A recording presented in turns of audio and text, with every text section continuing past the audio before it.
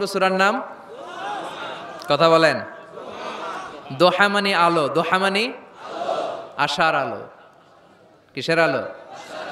সম্ভাবনার আলো। সুবহানাল্লাহ পড়েন। আলো শুনলে ভালো লাগে না নাকি অন্ধকার ভালো লাগে? এজন্য আল্লাহ আলোর নামে সূরা দিলেন। সুবহানাল্লাহ পড়েন। দোহা মানে প্রভাতের সূর্য কিরণ। সকালবেলার যে সূর্যের কিরণটা আলো গোটা পৃথিবীকে আলোকিত করে দেয়, এটার নাম আদ-দোহা। এটার নাম আদ-দোহা। এই সূরাতুদ দোহা এটা একটা মোটিভেশনাল সূরা। কি সূরা? ইন্সপাইরেশনাল সূরা। কোরআনে কয়েকটা মোটিভেশনাল সূরা আছে, এর মধ্যে অন্যতম হচ্ছে সূরাতুদ দোহা। এটা পড়লে, এটা শিখলে, এটা জানলে আপনি ইউ উইল বি মোটিভেটেড। আপনি আরো উৎসাহিত হবেন, আপনি আশা ফিরে পাবেন। সুবহানাল্লাহ পড়েন। এটা কোরআনের মোটিভেশনাল সূরা, মনে রাখতে হবে। যুবকরা মোটিভেশন শব্দটা চেনো না তোমরা? মোটিভেশন এই সূরাতে তোমরা you will get huge motivation in this সূরা ইনশাআল্লাহ। অনেক মোটিভেশন পাওয়া যাবে, কারণ এটা আলোর পথ দেখায়। কিসের পথ? দোহা মানে আশার আলো, ঠিক কি না? বিশ্বনবীকে আল্লাহ আলোর সাথে তুলনা করেছেন, বলেছেন বিশ্বনবী হচ্ছে নূর। সুবহানাল্লাহ পড়েন। এই কিতাবকে আল্লাহ, কোরআনকে আলোর সাথে তুলনা করেছেন। আল্লাহ বলেছেন এই কোরআন হচ্ছে নূর। আবার এই কোরআন অন্ধকার থেকে মানুষকে কোন দিকে নেয়? আলোর দিকে নেয়। আলিফ লাম রা কিতাবুন আনজালনাহু ইলাইকা লিতুখরিজান নাসা মিনাজ যুলুমাতি ইলান নূর। ও Muhammad, my beloved last messenger, I've revealed this holy and sacred book unto you in order to lead the mankind out of darkness into the light. Light, Quran হচ্ছে একটা লাইট। আবার বিশ্বনবী বলছেন আল্লাহ আপনি আমার ডানে নূর দেন, আমার বায়ে নূর দেন, আমার সামনে নূর দেন, আমার পেছনে নূর দেন, আমার উপরে নূর দেন, আমার নিচে নূর দেন, আমার গোশতের ভিতরে নূর দেন, আমার হাড্ডির ভিতরে নূর দেন, আমার জন্য আপনি নূরের ব্যবস্থা করে দেন। নূর চাইতেন, আলো চাইতেন। আর কোরআন এমন কিতাব যেটা আপনাকে আলোর দিকে নিবে। সুবহানাল্লাহ পড়েন। সূরার নাম সবাই বলেন সূরাতুদ দোহা। আওয়াজ করে একসাথে বলতে হবে সূরাতুদ দোহা। আলোর সূরা, সম্ভাবনার সূরা। সুবহানাল্লাহ পড়েন। কি সুন্দর কথা! আশার আলো, সম্ভাবনার আলো। এই সূরার সেন্ট্রাল থিম বা সাবজেক্ট ম্যাটার, সেন্ট্রাল থিম, কেন্দ্রীয় আলোচ্য বিষয় হচ্ছে নিরাশ হবেন না, হতাশ হবেন না, হাল ছাড়বেন না, ভরসা রাখুন। কার উপর? মনে থাকবে? এই সূরার সেন্ট্রাল থিম বা সাবজেক্ট ম্যাটার, কেন্দ্রীয় আলোচ্য বিষয় হচ্ছে নিরাশ হওয়া যাবে না, হতাশ হওয়া যাবে না, হাল ছেড়ে দেওয়া যাবে না, ভরসা রাখতে হবে। কার উপর? এজন্য আল্লাহ আলোর কথা বলেছেন। সুবহানাল্লাহ পড়েন। এই সূরা নাজিলের একটা ব্যাকগ্রাউন্ড আছে, শুনবেন? কোন প্রেক্ষাপটে নাজিল হলো শুনবেন? এই সূরাটা হচ্ছে সূরাতুদ দোহা, হচ্ছে মাক্কি সূরা। কি সূরা? সবাই কোন? মাক্কি সূরা, এবং মাক্কি যুগের একেবারে শুরুর দিকে নাজিল হওয়া সূরা। বিশ্বনবীর কাছে কোরআনের শুরুর দিকে যে সমস্ত আয়াত নাজিল হয়েছে বিশ্বনবী প্রচার করেছেন, কারণ আল্লাহ বলেছেন বাল্লিগ মা উনজিলা ইলাইক, নবী আপনার কাছে আমি যা নাজিল করেছি প্রচার করে দেন, প্রচার করে দেন। তো যাই নাজিল হতো বিশ্বনবী প্রচার করে দিত।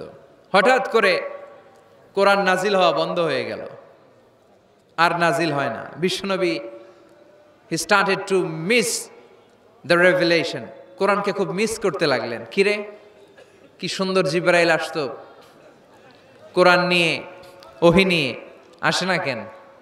নাজিল হচ্ছে না কেন? এখন বিশ্বনবী কোরআন পেলে কোরআন প্রচার করত, কোরআনের আয়াতগুলো সবার সাথে শেয়ার করত। এখন নাজিলও হয় না, শেয়ারও করতে পারে, প্রচারও করতে পারে, প্রচার কার্যক্রম বন্ধ। কাফেরদের মধ্যে গুনগুন শুরু হয়ে গেল, মুহাম্মদ তোর রব তোরে ভুলে গেছে। নাউজুবিল্লাহ কইবেন না? তোমার রব তোমারে ভুলে গেছে, তোমার আল্লাহ তোমার উপর অসন্তুষ্ট হয়েছে। কোন বর্ণনায় এসেছে 15 দিন, কোন বর্ণনায় 1 মাস, কোন বর্ণনায় 3 মাস, কোনো বর্ণনায় 6 মাস ওহী নাজিল বন্ধ ছিল। বিশ্বনবী ওহীকে মিস করতে লাগলেন। ঘটনা কি? ওহী নাজিল হয় না কেন? আমি এখন কি প্রচার করব? বিশ্বনবী আর কিছুই প্রচার করতে পারছেন না, নাজিলও হয় না, উনিও প্রচার করতে পারেন না। কারণ বিশ্বনবী তো মন গড়া কিছু বলেন না। বলেন, ওমা ইয়ানতিকু আনিল হাওয়া ইন হুয়া ইল্লা ওয়াহয়ুই ইউহা। আল্লাহর ওহী আসলে বিশ্বনবী বলে, তা না হলে বিশ্বনবী বলে।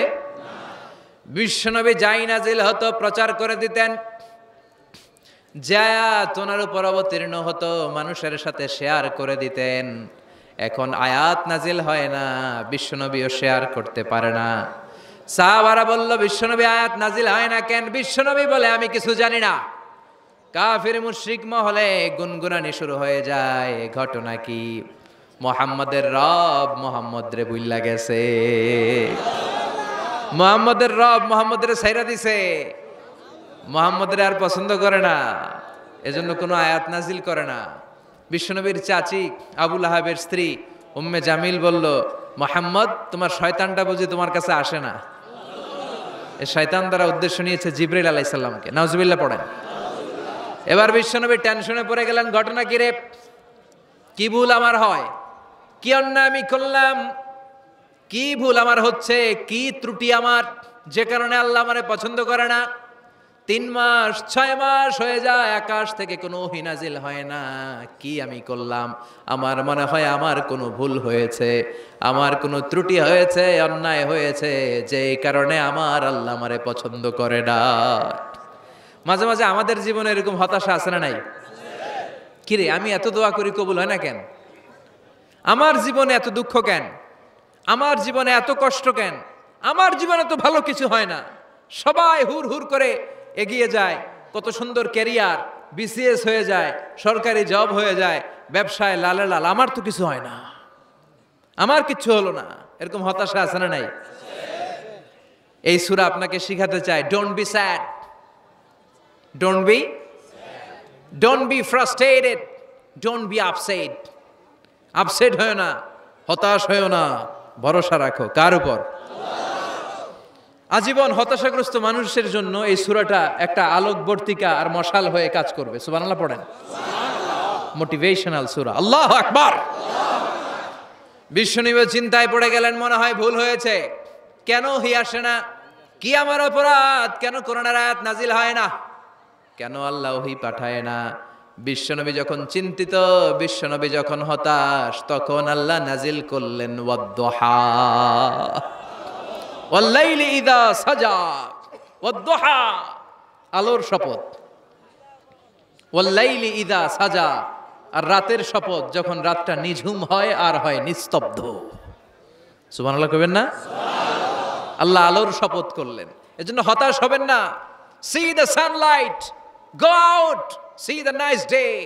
কত সুন্দর দিন, কত সুন্দর আলোক উজ্জ্বল দুপুর, কত সুন্দর সকাল। সুবহানাল্লাহ পড়েন। হতাশ হবার কোনো কারণ নাই। আপনার আল্লাহ আপনার সাথে আছে না নাই? আপনি আপনারা যত ভালোবাসেন তার চেয়েও আপনারে বেশি ভালোবাসে কে? আপনার বাবা মা আপনারা যত মায়া করে তার চেয়েও আপনারে বেশি মায়া করে কে? আল্লাহ বললেন ওয়াদ-দুহা, সকালবেলার সূর্য কিরণের শপথ, ওয়াল-লাইলি ইযা সাজা, আর রাত্রির শপথ, রাত্রিটা যখন নিঝুম হয় আর নিস্তব্ধ হয়। সুবহানাল্লাহ পড়েন। তাহলে আল্লাহ আলো আর অন্ধকারের শপথ বা কসম কাটলেন, ঠিক কিনা?